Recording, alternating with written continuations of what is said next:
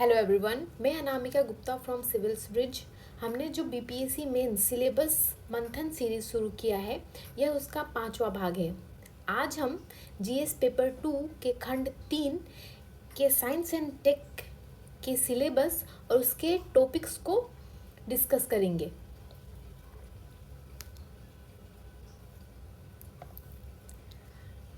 आयोग द्वारा बीपीएससी के सिलेबस में जो साइंस एंड टेक के लिए मेंशन है वो ये है, भारत के विकास में विज्ञान और प्रौद्योगिकी की भूमिका और प्रभाव। इसमें कहा गया है, भारत के विकास में विज्ञान और प्रौद्योगिकी के महत्व और प्रभाव से संबंधित तीसरे खंड में ऐसे प्रश्न पूछे जाएंगे जो भारत तथा बिहार में विज्ञान और प्रौद्योगिकी के महत्व के बारे में उम्मीदवार की जानकारी की परीक्षा करेंगे। इसमें प्रायोगिक पक्ष पर बल दिया जाएगा। अतः बीपीएससी द्वारा जो सिलेबस में मेंशन है साइंस एंड टेक के लिए, वो केवल इतना ही दिया गया है। अतः इसके आधार पे और पीवाईक्यू के आधार पे हम कुछ टॉपिक्स को आज डिस्कस करेंगे जो या तो पहले आ चुके हैं, बीपीएससी द्वारा पूछे जा चुके हैं प्रश्न, या तो उन टॉपिक्स से अगले आगामी परीक्षा में आने की संभावना है क्वेश्चंस। तो हमारा पहला टॉपिक है विज्ञान एवं प्रौद्योगिकी। विज्ञान और प्रौद्योगिकी के से संबंधित अब जब आप नोट्स प्रिपेयर करें और इसको प्रिपेयर करें, इस टॉपिक को जब आप प्रिपेयर करें तो आप देखें कि विज्ञान और प्रौद्योगिकी हमारे डे टू डे लाइफ में, सोसाइटी में, हमारे अर्थव्यवस्था में, प्रशासन में, एडमिनिस्ट्रेशन में ये कैसे हेल्पफुल है, ये कौन कौन से प्रभाव डाल रहा है, अभी यहाँ पे कौन कौन से कमियाँ हैं। वैसे आप देखिए बीपीएससी के सिलेबस में भी मेंशन है कि जितनी भी प्रौद्योगिकियाँ हैं, जो भी टेक्नोलॉजी है, वो हमारे उसके प्रायोगिक पक्ष कौन कौन से हैं, कहाँ कहाँ वो लागू होते हैं। तो आप वैसे देखिए बीपीएससी द्वारा 68 बीपीएससी में विज्ञान और समाज से संबंधित लिंक करके क्वेश्चन पूछा गया है 7th मार्कर में। फिर दूसरा है हमारा अनुसंधान एवं नवाचार। अनुसंधान और नवाचार किसी भी देश के लिए, अर्थव्यवस्था के लिए बहुत इम्पोर्टेंट होता है। आप देखें कि हमारे देश में अनुसंधान एवं नवाचार की क्या स्थिति है। आपने पढ़ा होगा कि भारत अपने जीडीपी का 0.7% के लगभग इन्वेस्ट करता है, जबकि दूसरे देश जो हैं वो, जैसे कि एग्जांपल के तौर पे ओईसीडी देश हैं, वो लगभग अपने जीडीपी का 2.5% वो अपना इन्वेस्ट करते हैं आरएनडी में। तो इसका क्या प्रभाव पड़ रहा है हमारे देश पे, है ना। तो आप इसे वैसे तैयार करें। और अनुसंधान और नवाचार क्यों इम्पोर्टेंट है, क्यों नहीं हो रहा है, और इसका लॉन्ग टर्म इफेक्ट क्या पड़ेगा, और क्या कौन कौन सी कमियां हैं जो अनुसंधान और नवाचार को रोक रही है। ठीक है, तो आप उसको वैसे देखें। फिर तीसरा हमारा टॉपिक है दैनिक जीवन में विज्ञान। दैनिक जीवन में विज्ञान से आप वैसे जोड़ के देख सकते हैं कि हमारे डे टू डे लाइफ में विज्ञान के प्रति हमारी समझ क्या है, जैसे कि साइंटिफिक टेम्परामेंट है कि नहीं हमारे लाइफ में, डे टू डे लाइफ में, वैसे भी आप जोड़ के देख सकते हैं। अगर आप ये सब चीज़ें आप अपने आंसर्स में इंक्लूड करेंगे तो आपका ज़्यादा बेहतर होगा, ज़्यादा प्रायोगिक होगा। फिर आप देखिए कि डिजिटल विभाजन, डिजिटल डिवाइड जो है वो एक बहुत बड़ी समस्या है आज। ये डिजिटल विभाजन अर्बन रूरल है, फिर आपका जेंडर वाइज भी है, फीमेल में काफ़ी कम है, और आप इसको देखें जो वर्गीय विभाजन भी है, क्षेत्रीय विभाजन भी है इसमें। और अगर हम डेवलप्ड और डेवलपिंग कंट्री देखें तो उसमें भी बहुत कम है। तो इसके डिजिटल विभाजन के प्रभाव क्या पड़ेंगे और पड़ रहे हैं, और इसके लिए सरकार क्या कर रही है, जैसे कि डिजिटल भारत अभियान है है ना, भारत द्वारा चलाया जा रहा है, और क्या क्या कमियां हैं जो जिसकी पूर्ति की आवश्यकता है। आप वैसे इसे देखिए, डिजिटल विभाजन से क्वेश्चन आए हुए हैं 68 बीपीएससी में। फिर हमारा अगला टॉपिक है तकनीकी का स्वदेशीकरण। तकनीकी स्वदेशीकरण से क्या तात्पर्य है, आप वो देखें। फिर तकनीकी स्वदेशीकरण क्यों आवश्यक है वो देखें। भारत का स्टेटस क्या है तकनीकी स्वदेशीकरण में, आप ये देखें। और अभी जैसे कि तकनीकी स्वदेशीकरण में आप कुछ एग्जाम्पल भी रेडी रखें, जैसे कि रक्षा के क्षेत्र में हमारी सरकार क्या कर रही है। जैसे कि अभी INS विक्रांत है, INS अरिहंत है। फिर हमारा वित्तीय फिनटेक में हमारा UPI है। फिर अगर आप अन्य क्षेत्रों में देखें भी तो भारत बहुत अच्छा कर रहा है डिजिटल तकनीकी स्वदेशीकरण। तो तकनीकी स्वदेशीकरण से ही एक संबंधित टॉपिक है डाटा लोकलाइजेशन का, तो आप उसे भी देखें। और तकनीकी स्वदेशीकरण क्यों आवश्यकता है इस पे ज़्यादा ध्यान दें। अगर क्वेश्चन में ना भी पूछे तकनीकी स्वदेशीकरण, ओपन एंडेड क्वेश्चन भी आए तो आप उसमें ज़रूर मेंशन करें कि तकनीकी स्वदेशीकरण की आवश्यकता क्यों है। स्ट्रेटेजिक ऑटोनॉमी के लिए हमें बहुत ज़रूरी है तकनीकी का स्वदेशीकरण, ठीक है। तो ये इन टॉपिक्स में आप इस टॉपिक के सब टॉपिक आप देखें। फिर हमारा दूसरा टॉपिक है कृषि एवं प्रौद्योगिकी। ये बहुत ही इम्पोर्टेंट टॉपिक है। ये अगर साइंस एंड टेक में भी ना आए और इकोनॉमी या ज्योग्राफी में भी आए तो इससे ज़रूर आप मेंशन करें अपने आंसर्स में कि कृषि एवं प्रौद्योगिकी का क्या लिंक है और कैसे ये कृषि को बेहतर बना सकता है, उत्पादकता अच्छा कर सकता है, विपणन ठीक कर सकता है ना, या खाद्य सुरक्षा में भी बहुत बड़ा रोल है कृषि एवं प्रौद्योगिकी का। कौन कौन सी कृषि तकनीक है जो लाभकारी है और आज कौन कौन से कृषि तकनीक का उपयोग हो रहा है। फिर इसी में देखिए सिंचाई प्रणाली में कौन कौन से तकनीक है, जैसे ड्रिप इरिगेशन है, आर्टिफिशियल इंटेलिजेंस है जिसमें सेंसर्स का उपयोग करके हम सिंचाई को और बेहतर बना सकते हैं। फिर आप जैव प्रौद्योगिकी जो बायोटेक्नोलॉजी है, ये एक बहुत बड़ा टॉपिक है और इससे क्वेश्चन हमेशा आते ही रहे हैं बीपीएससी द्वारा। ये अधिकतर लॉन्ग आंसर्स में आते हैं, 36 मार्क्स में आते हैं ये, तो इसे ज़रूर प्रिपेयर करें अच्छे से। जैव प्रौद्योगिकी के लाभ कौन कौन से हैं और इसकी हानियाँ क्या क्या है और वे फॉरवर्ड क्या क्या हो सकता है, और इससे संबंधित जितने भी आपके पास में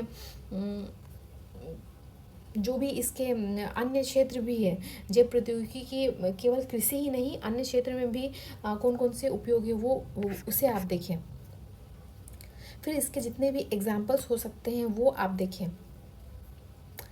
इसी का ही सब टॉपिक होगा GM क्रॉप, ट्रांसजेनिक फसलें, इससे संबंधित ट्रांसजेनिक फसलें और GM से अलग से क्वेश्चन आया हुआ है, तो आप इसे अलग से भी प्रिपेयर करें शॉर्ट आंसर्स के लिए।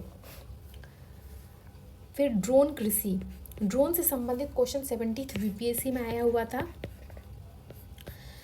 लेकिन ड्रोन कृषि आज काफ़ी चर्चा में है। जैसे आप जानते हैं कि ड्रोन दीदी नाम से एक योजना चल रही है जो काफ़ी चर्चा में रहता है, तो इसे भी आप देखें। ड्रोन कृषि के लाभ क्या है, हानियाँ क्या है और लॉन्ग टर्म में ये कैसे प्रभावित कर सकता है कृषि प्रणाली को। फिर इसी से संबंधित है खाद्य सुरक्षा में, जैसे कि फूड प्रोसेसिंग में कृषि या कृषि उत्पादों को लंबे समय तक टिकाऊ बनाने के लिए भी ये कृषि प्रौद्योगिकी का उपयोग है ना। फिर मौसम पूर्वानुमान में भी कृषि और कृषि तकनीक कृषि एवं प्रौद्योगिकी का उपयोग है। फिर एक इम्पोर्टेंट टॉपिक है कृत्रिम वर्षा, ठीक है। ये क्लाउड सीडिंग से भी के रूप में भी आजकल काफ़ी चर्चा में है। इसको अच्छे से प्रिपेयर करें। हो सकता है कि ये लॉन्ग टर्म में भी लॉन्ग क्वेश्चन के रूप में भी आए या शॉर्ट आंसर में भी आए। तो इससे संबंधित जितने भी कंसेप्ट है या कृत्रिम वर्षा क्या है, कृत्रिम वर्षा क्यों ज़रूरी है, इसके लाभ क्या है, इसकी कुछ हानियाँ भी है तो क्या है, क्या कितना उपयोगी है, क्या कृत्रिम वर्षा जैसा कुछ कंसेप्ट क्या सफल हो सकता है, ये आप देखिए कि इसके इसके लाभ क्या है। जैसे कि अभी दिल्ली में इसे कृत्रिम वर्षा चर्चा में है क्योंकि ये पोल्यूशन के लिए इस पोल्यूशन का एक समाधान माना जा रहा है अभी शॉर्ट टर्म में। दूसरा है क्या सूखा का या सूखा के लिए क्या ये उपयोगी हो सकता है और इसके पर्यावरणीय हानियाँ क्या क्या है वो आप देखिए। और साथ ही साथ कृत्रिम वर्षा में जो वो कौन से केमिकल्स यूज़ होते हैं, जैसे सिल्वर आयोडाइड है, उससे आप उसे आप अपने आंसर्स में ज़रूर मेंशन करें। जब भी लिखें तो ही आपका आंसर जो है ना ऑथेंटिक होगा। फिर हमारा तीसरा टॉपिक है उद्योग एवं अवसंरचना, जिसमें आता है make in India. Make in India से लगातार क्वेश्चन आया है। 65th BPSC 66th BPSC दोनों में ही आया हुआ है मेक इन इंडिया से। फिर दूसरा है औद्योगिक वृद्धि में साइंस एंड टेक, जो बिहार से लिंक करके क्वेश्चन पूछा गया है BPSC द्वारा। अनुसंधान व उद्योग, अवसंरचना विकास, तकनीक व GDP। तकनीक में जब बढ़ोतरी होती है तो GDP में वो कैसे फ़ायदा करता है। एक कंसेप्ट है नॉलेज इकोनॉमी का, तो वो आज या क्रिएटिव इकोनॉमी का, तो ये हमारे GDP में कैसे लाभदायी है, ये ऐसे करके लिंक करके पढ़े इसे। डिजिटल उद्योग, जो भी डिजिटल उद्योग से संबंधित जो स्टार्टअप्स है आजकल, है ना, उसे आप देखिए। जो उद्योग डिजिटलीकरण पर आधारित है उन्हें देखिए आप।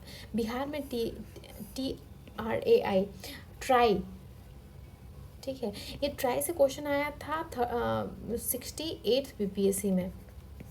लॉन्ग आंसर में आया था कि ये टेलीकॉम घनत्व कितना है बिहार में, और क्या ग्रामीण इलाकों में कितना है और शहरी इलाकों में कितना है। ये एक डिफ़िकल्ट क्वेश्चन था क्योंकि ये बहुत ही स्पेसिफिक डेटा की मांग कर रहा था। तो एक बार जब पूछ लिया है BPSC द्वारा ये पूछ लिया गया है, तो आप अगर ये रिपीट होता है तो इसे आप कर पाएंगे। ये एक अच्छा क्वेश्चन था लेकिन थोड़ा सा ये डिफ़िकल्ट था, तो इसे अब प्रिपेयर करें आप, अभी भी प्रिपेयर करें। ये मे भी अगर ये रिपीट करें तो आप लिख पाएँ। इसके बाद हमारा चौथा टॉपिक है स्मार्ट सिटी, शहरीकरण, अपशिष्ट प्रबंधन, जल प्रबंधन, प्रदूषण तकनीक और गंगा सफाई। देखिए, स्मार्ट सिटी हम सब जानते हैं कि ये 2015 में शुरू हुआ था और इसके 10 वर्ष पूरे हो रहे हैं, तो इससे क्वेश्चन आने की संभावना है। आप इसका स्टेटस देखिए कि ये कितना अभी तक सफल रहा है और क्या क्या इसमें समस्याएं आ रही हैं, क्या क्या चुनौतियां आ रही हैं, और साथ ही स्मार्ट सिटी क्या है और ये कितना सफल हो सकता है, इसकी आवश्यकता क्यों है, आप ये देखिए। और अगर शहरीकरण से संबंधित क्वेश्चन आता है तो स्मार्ट सिटीज़ का ज़रूर जिक्र करें आप अपने आंसर्स में। फिर हमारा इसी में है शहरीकरण की चुनौतियाँ क्या क्या है और उसमें साइंस एंड टेक्नोलॉजी कैसे मदद कर सकता है, कैसे हेल्पफुल है, कौन कौन से वे तकनीक है जो शहरीकरण को और बेहतर हमारा बना सकते हैं। जैसे कि एग्जांपल के तौर पे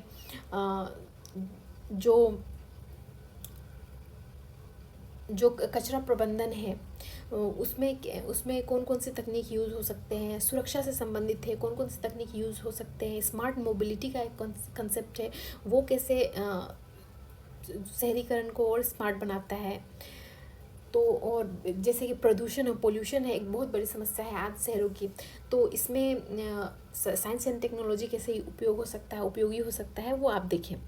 फिर हमारा इसमें सब टॉपिक है तीसरा अपशिष्ट प्रबंधन से क्वेश्चन आते रहे हैं BPSC में, तो आप इससे देखें। अपशिष्ट प्रबंधन में आप देखिए कि कौन कौन से इसका समाधान क्या है, और जो अपशिष्ट प्रबंधन है अभी सरकार कैसे उसे टैकल कर रही है, जैसे कि एक वेस्ट टू एनर्जी वाला कंसेप्ट है, फिर रिसाइकलिंग का जो कंसेप्ट है, रिड्यूस रिसाइकल रीयूज़ वाला जो कंसेप्ट है वो, फिर साथ ही साथ अपशिष्ट प्रबंधन से ही जुड़ा हुआ है एक सर्कुलर इकोनॉमी का कंसेप्ट है, ग्रीन इकोनॉमी या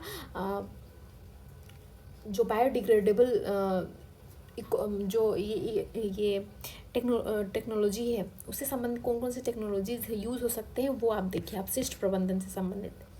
फिर इसमें आता है जल प्रबंधन, उसके बाद में आता है जल प्रबंधन, हम लोग इकोनॉमी वाले सेक्शन में भी हम देख चुके हैं। तो जल प्रबंधन से संबंधित आप देखिए कि कौन कौन सी टेक्नोलॉजीज़ हैं जो जल प्रबंधन को बेहतर प्रयोग, जल प्रबंधन से संबंधित जो जो एस्पेक्ट्स है उसमें कैसे हेल्पफुल है साइंस एंड टेक। इसी फिर हमारा इसी का टॉपिक है प्रदूषण में कौन कौन सी तकनीकें, प्रदूषण को कम करने के लिए कौन कौन सी तकनीकें यूज़ हो सकती हैं, आप वो देखें। जैसे कि एआई का उपयोग हो रहा है अभी, फिर ये कृत्रिम क्लाउड सीडिंग ही है, एक शॉर्ट टर्म तक उपाय के रूप में इसे यूज़ किया जा रहा है, तो आप वैसे देखें। फिर गंगा की सफाई जो भी इसमें जो भी तकनीक और साइंस यूज़ हो रहा है वो आप देखिए कि कौन कौन सा उपयोग हो रहा है।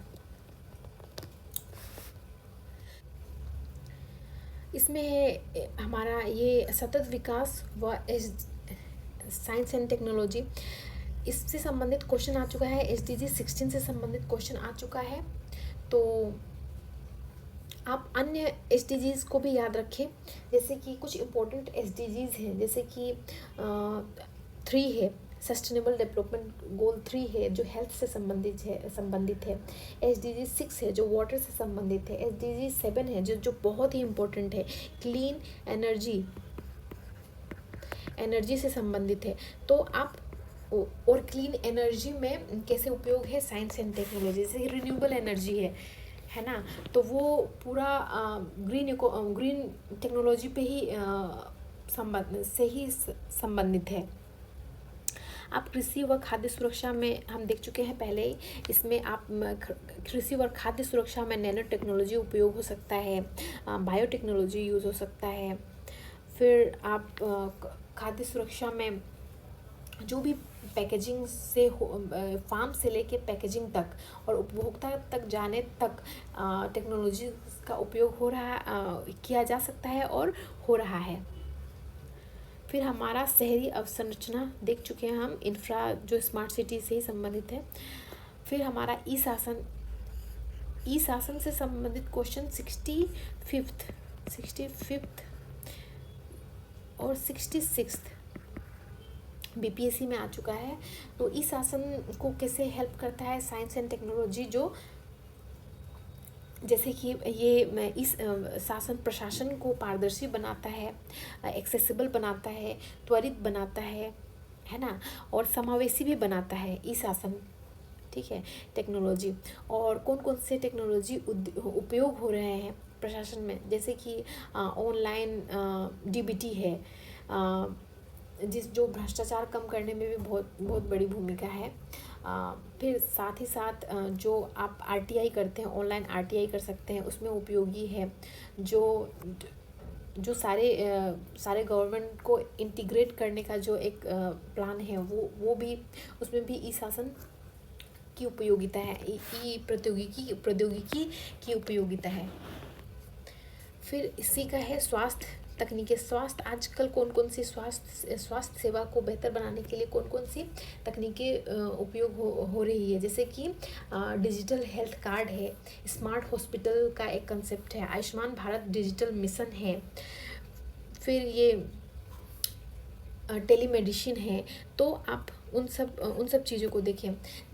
आपको जितने भी ये स्वास्थ्य हो गया, ई शासन हो गया, उससे संबंधित जितने भी टेक्नोलॉजीज़ का उपयोग हो सकता है और उसके एग्जाम्पल्स कि अभी कौन कौन से हो रहे हैं, तो आप इस टाइप के टॉपिक्स को वैसे आप प्रिपेयर करें। फिर आपदा प्रबंधन में कौन कौन सी टेक्नोलॉजीज यूज़ हो सकती हैं, जैसे कि अर्ली वार्निंग सिस्टम में है उपयोग होता है। फिर आपदा प्रबंधन में रोबोट्स बहुत उपयोगी हो सकते हैं। फिर आर्टिफिशियल इंटेलिजेंस पहले ही वार्निंग के लिए या डेटा को इंटीग्रेट करने के लिए ये सब उपयोग हो सकते हैं। फिर कम्युनिकेशन टेक्नोलॉजी यूज़ हो सकते हैं। ठीक है, तो आप आपदा प्रबंधन को भी वैसे तैयार करें। फिर अपशिष्ट प्रबंधन में मैंने कहा कि जो भी वेस्ट टू एनर्जी है या जितने भी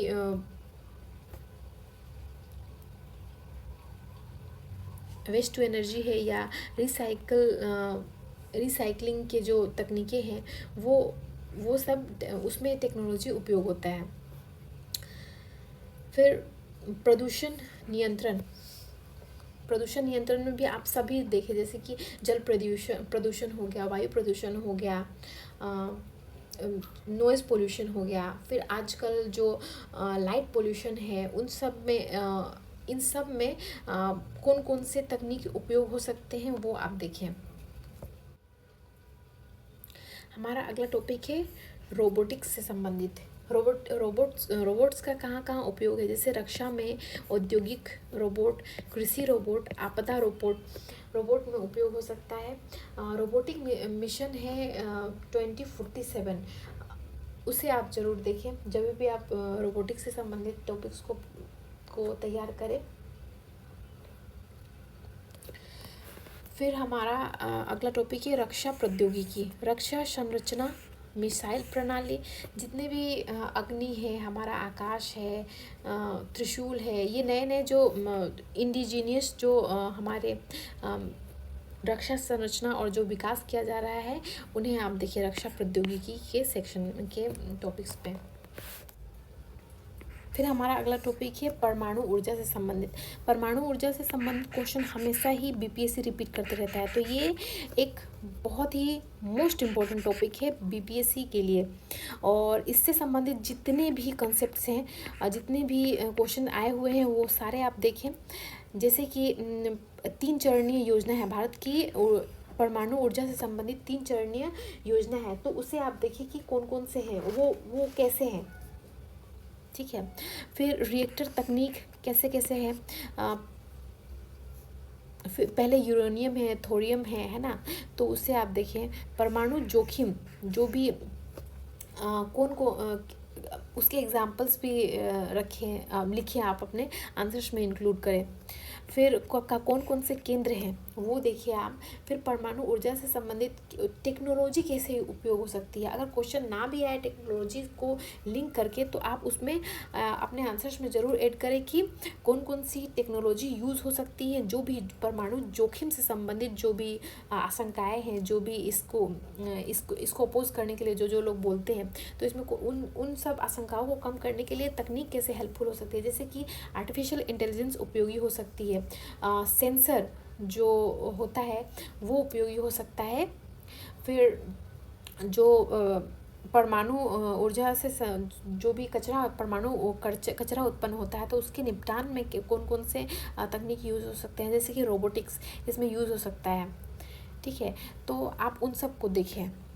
और फ्रांस और इन सब में जितने भी साइंस एंड टेक से संबंधित जो भी आंसर्स हैं उसमें आप हो सके तो बेस्ट प्रैक्टिसेस भी ज़रूर इंक्लूड करें। जैसे कि परमाणु ऊर्जा में सबसे अग्रणी है फ्रांस, तो फ्रांस की कौन सी नीतियाँ हैं जो उसे इतना सफल बनाती है परमाणु ऊर्जा के क्षेत्र में, तो आप वैसे देखें। फिर हमारा अगला टॉपिक है ऊर्जा क्षेत्र, जिसमें आता है सौर ऊर्जा, अंतर्राष्ट्रीय सौर गठबंधन ISA जिसको कहते हैं, हाइड्रोजन ईंधन, शेल गैस, जैव ईंधन नीति, बायोगैस और ई व्हीकल। ठीक है, तो इन सबको ये रिन्यूएबल एनर्जीज में आ जाएंगे और जो भविष्य की ऊर्जा नीति के रूप में इन्हें लाया गया है। ठीक है, तो इन सब को देखिए। ई व्हीकल से कौन कौन से सरकार की योजनाएं हैं और ये कितना सफल है, इंडिया में, और इसमें कौन कौन सी चुनौतियां हैं और इनका वे फॉरवर्ड क्या हो सकता है। ठीक है, ये देखिए जैसे कि अंतर्राष्ट्रीय सौर गठबंधन है, वैसे ही अंतर्राष्ट्रीय बायोफ्यूल अलायंस भी है। तो जब आप ISA को करें प्रिपेयर, तो अंतर्राष्ट्रीय बायोफ्यूल अलायंस को भी देखें, जो G20 में लॉन्च किया गया था 2023 में। हाइड्रोजन ईंधन नीति है, उसे आप देखें। हाइड्रोजन अर्थव्यवस्था की भी बात होती रहती है, तो आप उसे देखिए। जैव ईंधन नीति देखिए आप। फिर हमारा अगला टॉपिक है अंतरिक्ष प्रौद्योगिकी, जिसमें हमारा इसरो से क्वेश्चन हमेशा आते रहता है, हर बार आता है। तो इसरो को देखिए, इसरो के जितने भी मिशंस हैं वो आप देखिए, जो पहले हो चुके हैं, जो अभी हाल फिलहाल में होने की संभावना है, और भविष्य की जितने भी मिशन है उसको देखिए आप। चंद्रयान से संबंधित क्वेश्चन आया हुआ था 73 PSC में, लॉन्ग आंसर में। फिर साथ ही साथ एक और इसमें इम्पोर्टेंट टॉपिक है निजी क्षेत्र भागीदारी को, जो अभी कई सारे स्टार्टअप्स आए हैं, जैसे अग्निकुल हो गया। कुछ इम्पोर्टेंट स्टार्टअप्स हैं जो बहुत अच्छा काम कर रहे हैं। तो इसके निजी क्षेत्र की भागीदारी होने से अंतरिक्ष क्षेत्र में क्या क्या उसके लाभ है, और कौन से चुनौतियां सामने आ रही हैं, जैसे कि स्पेस कचरा बढ़ रहा है। ठीक है, तो आप उसे भी देखें। PSLV GSLV जो व्हीकल है वो, मिशन शक्ति, फिर प्रोजेक्ट नेत्र, चंद्रयान 3। जब चंद्रयान 3 को आप देखें तो इससे क्वेश्चन आया हुआ है 69th PPSC में भी। तो आप चंद्रयान 1 और 2 और 3 को एक साथ प्रिपेयर करें, और चंद्रयान 4 की भी योजना है, उसे भी आप देखें कि इन सभी के कौन से स्पेसिफिक मिशन थे, कि कितने सफल रहे, और जो चंद्रयान 4 है उसमें कौन से लक्ष्य हैं, उसे आप देखें। फिर आदित्य L1 मिशन, जो सूर्य से संबंधित है, इसके जितने भी कंसेप्ट्स हैं वो आप देखें। फिर गगनयान मिशन, इसके लाभ क्या है, ये क्यों उपयोगी है, इससे संबंधित चुनौतियाँ कौन से आ रही हैं वो आप देखें। हमारा स्वदेशी GPS जिसको कहते हैं नाविक, वो क्यों उपयोगी था, और इसमें इसकी कौन सी विशेषताएं हैं, और ये कैसे लाभकारी है, आप ऐसे देखें। इससे क्वेश्चन तो अभी नहीं आए हैं, लेकिन आने की संभावना है इससे। अंतर्राष्ट्रीय सहयोग, इसमें आप देखिए कि हमारा इसरो कैसे अंतर्राष्ट्रीय सहयोग कर रहा है, जो इसरो के भी हित में है, और अंतर्राष्ट्रीय जैसे कि नासा हो गया, ESA हो गया, उसमें कैसे कौन से मिशंस हैं जिसमें एक दूसरे का सहयोग कर रहे हैं ये लोग, आप वैसे देखिए इसे। फिर इसी का अगला हमारा टॉपिक है पर्यावरण व जलवायु। वैश्विक उष्मीकरण में साइंस एंड टेक्नोलॉजी में ये कोज एंड क्योर दोनों ही तरह से ये काम करता है वैश्विक उष्मीकरण में। जैसे कि कोज के रूप में हम देखते हैं कि बहुत ज़्यादा कार्बन इमिटेट कर रहा है। ठीक है, फिर इसके क्योर में आ जाता है ग्रीन एनर्जी हम लोग बना रहे हैं। ठीक है, फिर आपका कार्बन कैप्चर में यूज़ हो सकता है टेक्नोलॉजी। फिर जियो इंजीनियरिंग का जो कंसेप्ट है वो है इसमें हेल्पफुल है। फिर कार्बन मॉनिटरिंग में उपयोग होता है टेक्नोलॉजी, तो आप इसे ऐसे भी देख सकते हैं। फिर जो जागरूकता फैलाने के लिए जो आज जितनी जागरूकता है कई सोशल मीडिया के थ्रू या जो नवीन जो कम्युनिकेशन तकनीक है उसके थ्रू जितनी जागरूकता है ये वैश्विक उष्मीकरण या क्लाइमेट चेंज से संबंधित वो पहले नहीं थी। तो ये भी एक एस्पेक्ट्स है वैश्विक उष्मीकरण और साइंस एंड टेक्नोलॉजी का। फिर जलवायु निगरानी प्रदूषण नियंत्रण हम पहले ही देख चुके हैं। उपग्रह निगरानी, ठीक है, उपग्रह निगरानी जो सैटेलाइट से संबंधित है।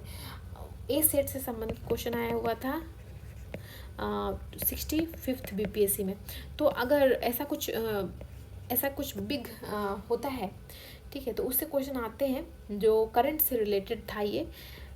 तो इसे अगर ऐसा कुछ होता है तो आप इससे भी प्रिपेयर करें। और ये सैटेलाइट्स क्यों उपयोगी होते हैं, जैसे कम्युनिकेशंस के लिए होती हैं, रक्षा में भी उपयोग होता है, फिर मनोरंजन के लिए भी उपयोग होता है। तो आप उपग्रह के उपयोग कौन कौन से हैं, जैसे कि वेदर फोरकास्टिंग के लिए भी इम्पोर्टेंट है।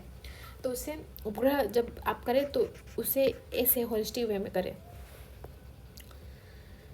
फिर हमारा नेक्स्ट टॉपिक है नैनो प्रौद्योगिकी। नैनो प्रौद्योगिकी भी बहुत इंपॉर्टेंट टॉपिक है। 69th BPSC में 68th BPSC में आया हुआ है इससे लॉन्ग आंसर। ये ओपन एंडेड क्वेश्चन था जिसमें नैनो प्रौद्योगिकी के उपयोग आप हर क्षेत्र में आप इसे लिख सकते थे, जैसे कि स्वास्थ्य के क्षेत्र में नैनो प्रौद्योगिकी कैसे उपयोगी है। हम जानते हैं कि ये जो सर्जरीज होती हैं, कुछ क्रिटिकल सर्जरीज होती हैं, जैसे हार्ट सर्जरी हो गया, आई सर्जरी हो गया, इसमें नैनो प्रौद्योगिकी का उपयोग होता है, हो रहा है और होता है, और आगे भी संभावना है इसके। फिर स्वास्थ्य के क्षेत्र में हमने कहा, फिर फूड इंडस्ट्री में भी उपयोग होता है, फिर मेडिसिन में उपयोग होता है। तो इसके कई उपयोग है। रक्षा क्षेत्र में भी होता है, जैसे कि नैनो कैमराज होते हैं। तो इसके बहुआयामी उपयोग हैं, तो उसे आप देखें। और क्या क्या खतरे हैं, क्या क्या समस्याएं हैं, जैसे कि एग्रीकल्चर में कहा जाता है कि जो नैनो पार्टिकल्स हैं, नैनो यूरिया जो अभी यूज़ हो रहा है, तो उसके खतरे बताए जाते हैं, चुनौतियाँ बताए जाते हैं कि नैनो पार्टिकल्स बहुत दिन तक हमारे मिट्टी में, हमारे पानी में ये चला जाता है और बहुत दिन तक रहता है, ठीक है। तो इसके अलग खतरे हैं, तो इसे ऐसे देखिए आप। फिर इसी से संबंधित है नैनो की अवधारणा क्या है। कार्बन नैनो ट्यूब इसी से संबंधित है। ग्राफीन है, नैनो अनुप्रयोग कई क्षेत्रों में, ठीक है। नैनो अर्थव्यवस्था और सरकारी पहले क्या क्या है नैनो टेक्नोलॉजी को बढ़ावा देने के लिए। फिर आप देखें, इस अगला टॉपिक है हमारा कृत्रिम बुद्धिमत्ता, AI। भारत में AI की क्या अभी स्टेटस है। GPT, डीप फेक बहुत ही इम्पोर्टेंट है। ये हो सकता है ये शॉर्ट वाले आंसर्स में भी आए, या लॉन्ग आंसर्स में तो कम संभावना है, लेकिन शॉर्ट में आ जाए डीप फेक या कृत्रिम बुद्धिमत्ता से भी आएगा क्वेश्चन, तो लॉन्ग आंसर्स में आएंगे। सुपर इंटेलिजेंस की जो अवधारणा है वो। AI के कौन कौन से खतरे हैं, जैसे कि रोजगार है ना, फिर आपका एथिकल जो गवर्नेंस है वो अभी लैकिंग है, तो इसके ये समस्या है। फिर पर्यावरण से संबंधित जुड़ी समस्या है, जैसे कि AI जो है जो परंपरागत जो हमारा डेटा उपयोग होता है, चाहे वो एग्जाम्पल के रूप में सर्च इंजन में ही, लेकिन AI से जो हम लोग आज हर फ़ोन में हो गया है, तो उससे एनर्जी ज़्यादा कंज्यूम करता है, तो ये पर्यावरण के हित में भी नहीं है।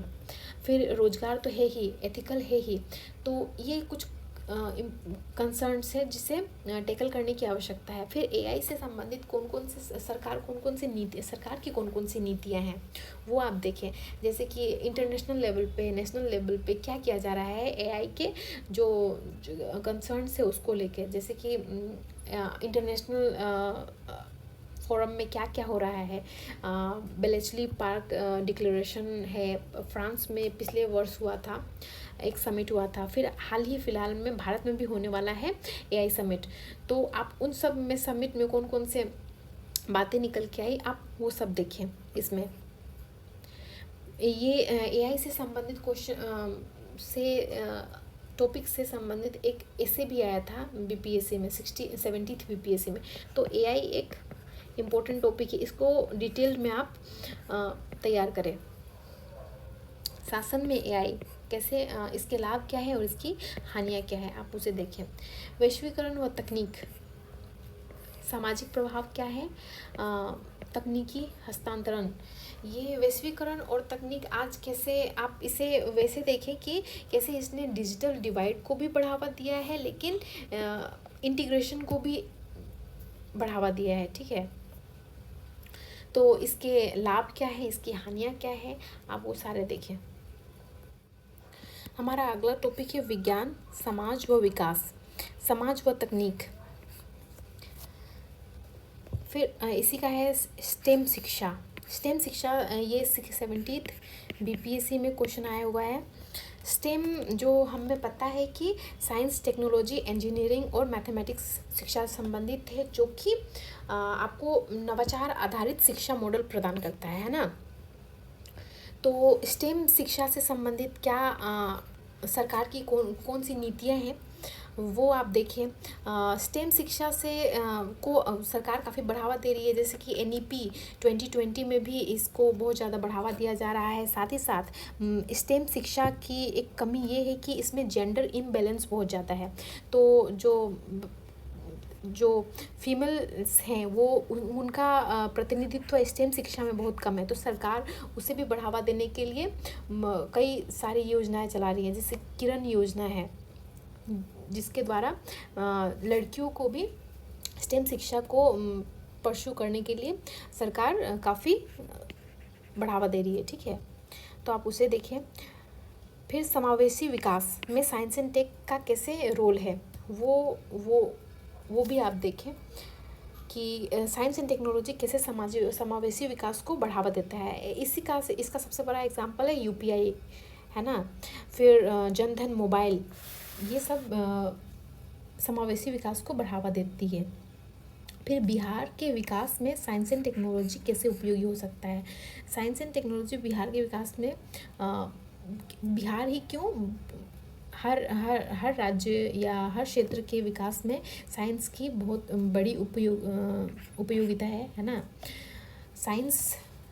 साइंटिफिक टेम्परामेंट जो है वो अंधविश्वास को कम करता है, लॉजिकल माइंडसेट को डेवलप करता है ना, और नवाचार को बढ़ावा देता है, तो नॉलेज को बढ़ावा देता है। तो विकास में बहुत बड़ी भूमिका है।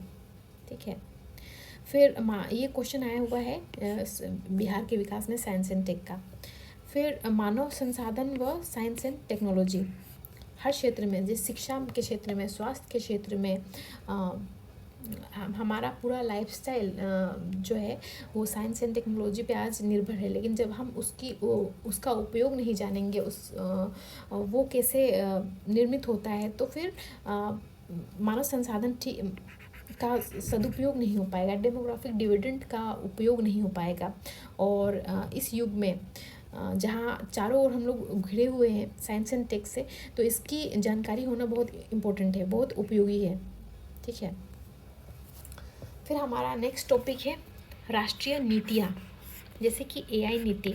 2018 में नीति आयोग का AI फॉर ऑल एक रिपोर्ट आई थी, जिसमें AI नीति को अच्छे से डिफाइन किया गया था कि कौन कौन से क्षेत्र पे भारत सरकार काम करेगी, जो ज़्यादा उसी पे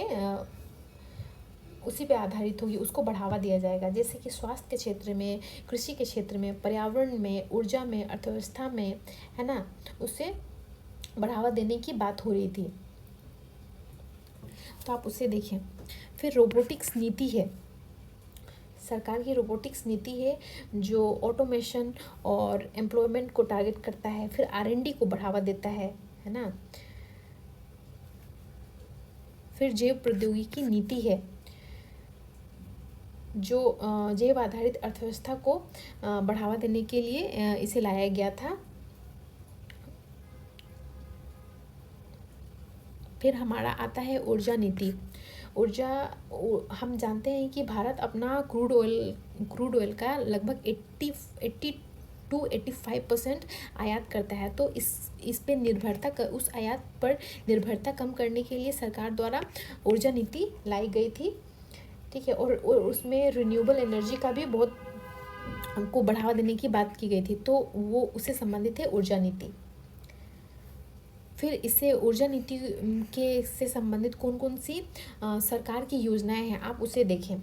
जैसे कि उदय स्कीम था डिस्कॉम्स के लिए, सौभाग्य योजना था, फिर दीनदयाल ग्राम ज्योति योजना था, उजाला योजना था, LED प्रोग्राम था, न्यूक्लियर एनर्जी को बढ़ावा दे रही है सरकार। फिर सोलर एनर्जी को बहुत ज़्यादा बढ़ावा दे रही है। सोलर एनर्जी को बढ़ावा देने के लिए कई सारी योजनाएं हैं, जैसे कुसुम योजना है, कई सारी योजनाएं हैं। तो आप उसे अच्छे से प्रिपेयर करें। 70 बीपीएससी में आया हुआ है सौर ऊर्जा से संबंधित क्वेश्चन, ठीक है। विज्ञान नवाचार नीति। फिर हमारा अगला टॉपिक है जैव प्रौद्योगिकी व स्वास्थ्य। जैव प्रौद्योगिकी क्या है, आनुवंशिक इंजीनियरिंग क्या होता है, डीएनए फिंगरप्रिंटिंग क्या है, क्लोनिंग, फोरेंसिक साइंस से क्वेश्चन काफ़ी पहले आया हुआ है बीपीएससी में, शायद 39th बीपीएससी में या उससे भी पहले आया हुआ है, लेकिन ये आया हुआ था, लेकिन इसे फिर से रिपीट किया गया था 70th बीपीएससी में। तो इसलिए पीवाईक्यू इतना इम्पोर्टेंट हो जाता है कि पहले आए ये जितने भी हम लोगों ने इसमें टॉपिक्स हम लोगों ने डिस्कस किया, ये सारे बीपीएससी के पीवाईक्यूज़ में आए हुए हैं। तो पीवाईक्यू करने का यही लाभ होता है कि अगर आपने देखा हुआ होता है कोई एक टॉपिक, उस पर आप अच्छा अगर क्वेश्चन रिपीट करता है तो आप उस पर अच्छा कंटेंट लिख सकते हैं, ठीक है। फोरेंसिक विज्ञान बहुत दिनों बाद में रिपीट था, तो ये फोरेंसिक 6 मार्कर में आया था ये वाला क्वेश्चन, ठीक है। तो और ये लास्ट वाला क्वेश्चन था, तो आपको अगर ये आपको पता होगा फोरेंसिक विज्ञान के बारे में, आपने थोड़ा सा भी ये टॉपिक पहले ही देखा होगा, तो ये इसका आंसर आप बेहतर कर पाएंगे, ठीक है। तो फोरेंसिक विज्ञान आया हुआ था ये। हम जानते हैं कि फोरेंसिक जो विज्ञान है वो सटीकता और पारदर्शिता को बढ़ावा देती है ना। इसमें इसी से संबंधित आ जाएगा आपका डीएनए, फिंगरप्रिंटिंग, साइबर फोरेंसिक वगैरह, ठीक है। तो और ये जो इसका सबसे बड़ा लाभ ये है, हम सब जानते हैं कि ये साइंटिफिक इन्वेस्टिगेशन को बढ़ावा देता है, जो कि न्याय को पारदर्शी बनाएगा, है ना। तो आप वैसे इन सारे टॉपिक्स को वैसे आप देखें कि इसमें इन सारे टॉपिक्स को आप ऐसे देखें कि ये क्या है, ये तकनीक क्या है। अगर कोई तकनीक से क्वेश्चन आया तो ये तकनीक क्या है, इससे क्या लाभ होगा, इसकी कौन कौन सी चुनौतियाँ हैं, चैलेंजेस क्या क्या हैं, और इसमें कौन कौन सी तकनीक यूज़ होती हैं। जैसे कि मैंने अभी एग्जांपल के तौर पे बताया कि फोरेंसिक विज्ञान से संबंधित ही है डीएनए, है ना, फिंगरप्रिंटिंग। तो और भारत सरकार इसमें क्या करी है, क्या कोई उसका एग्जाम्पल है, तो उसे आप प्रिपेयर करें। इस सारे टॉपिक को आप वैसे ही करें। फिर हमारा इसी में आता है टीकाकरण, वैक्सीनेशन। फिर MRI, एक्सरे, ये पिछले वर्ष पूछे जा चुके हैं, इसलिए यहाँ पे लिखा हुआ है।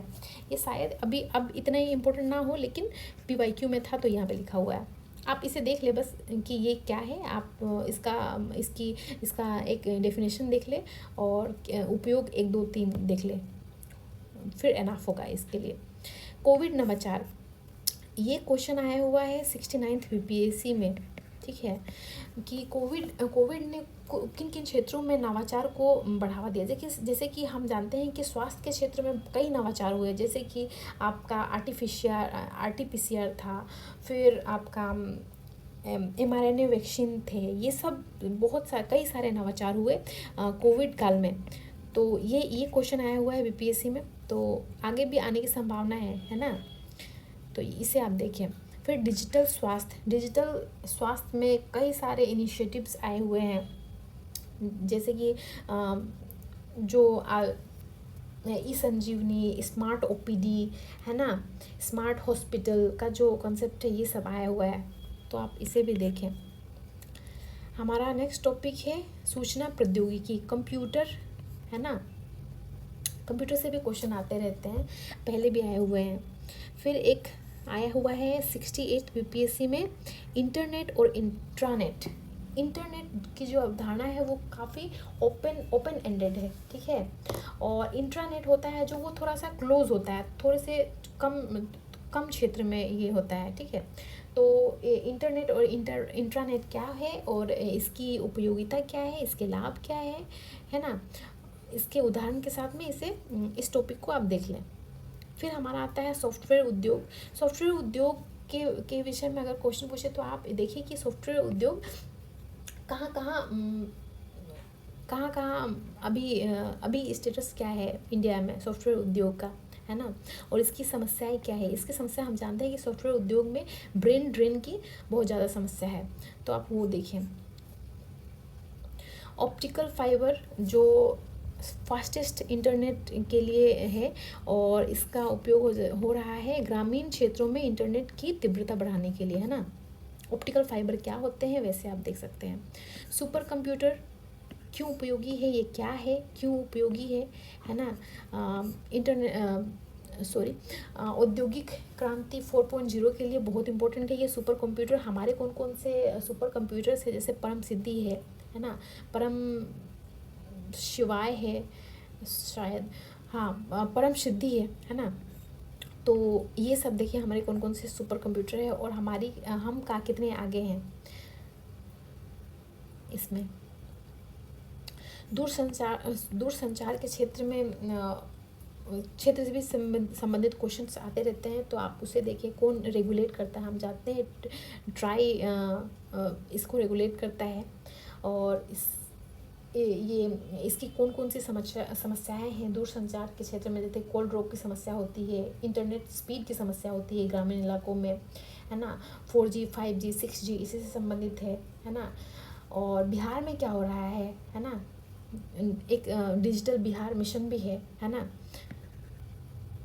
फिर साइबर सुरक्षा तो बहुत इंपॉर्टेंट है। 68 बीपीएससी में ये आया हुआ है लॉन्ग क्वेश्चन में। तो साइबर सुरक्षा से संबंधित जितने भी जो भी कीवर्ड्स हैं, है ना, और सरकार के जो भी बॉडीज़ हैं जो इन्हें देखती हैं साइबर सिक्योरिटी से संबंधित जो भी है वो आप देखिए। साइबर सुरक्षा नीति है कौन कौन सी है वो आप देखिए।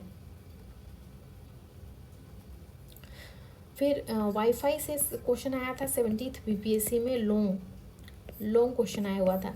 तो आप वाईफाई से ओपन एंडेड ही क्वेश्चन था, तो इसमें लिखना था कि वाईफाई का उपयोग सारे क्षेत्र में, जैसे सामाजिक क्षेत्र में, अर्थव्यवस्था में कैसे हेल्प करता है, तो इसको प्रशासन में कैसे हेल्प कर सकता है ना।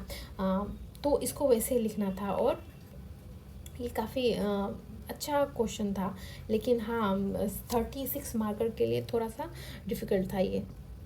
फिर डिजिटल इंडिया, हम सब जानते हैं डिजिटल इंडिया के बारे में, ये क्यों इम्पोर्टेंट है, इसकी क्या क्या समस्या अभी भी इसके आगे की कौन कौन सी समस्या है, और सरकार क्या कर रही है डिजिटल इंडिया के लिए, और बिहार के लिए एक डिजिटल बिहार की आवश्यकता है, और कितनी प्रगति है बिहार में, है ना। आप उससे देखिए। ये थे पेपर 2 के खंड 3 के, है ना, साइंस एंड टेक्स से संबंधित जितने भी सिलेबस, उसके सिलेबस और उसके सिलेबस के आधार पे PYQs को हमने इन सब टॉपिक्स को डिस्कस किया। ये हम जानते हैं कि 72 मार्क्स के होते हैं कुल, ठीक है, और इसमें पूछे जाते थे 5 शॉर्ट और एक लॉन्ग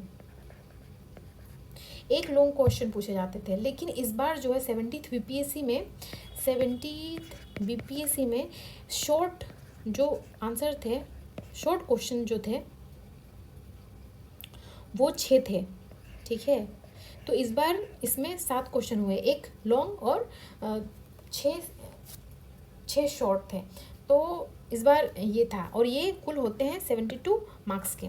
तो अब देखते हैं हम इन सारे टॉपिक्स को हम कैसे कवर कर सकते हैं, कौन कौन से सोर्स हो सकते हैं इन सबको कवर करने के लिए। आप कोई भी ना साइंस के बुक्स देख सकते हैं, बेसिक कॉन्सेप्ट्स के लिए कोई भी अवेलेबल हो, कोई भी ये जो जिसमें ये सारे हो, या आप ऑनलाइन भी सर्च कर सकते हैं स्पेसिफिक टॉपिक्स के लिए, ठीक है। दूसरा, हमारे सिविल ब्रिज का नोट्स, ठीक है, कुछ इम्पोर्टेंट टॉपिक्स के लिए हमारे टेलीग्राम चैनल पे उपलब्ध है, जिसका लिंक है इस वीडियो के नीचे। फिर तीसरा है हमारा न्यूज़पेपर, आप डेली करते रहें। सिविल ब्रिज जो है ना वीकली करंट अफेयर्स कंपाइलेशन देता है, ठीक है, जो वो भी हमारे टेलीग्राम ग्रुप पे ही अवेलेबल है, आप वहाँ देख सकते हैं, ठीक है। तो आज के लिए बस इतना ही, तब तक के लिए आप प्रिपेयर करते रहें, ठीक है, रिवाइज करते रहें और लिखते रहें, ठीक है। और अब तक मेरे साथ बने रहने के लिए धन्यवाद। Thank you so much.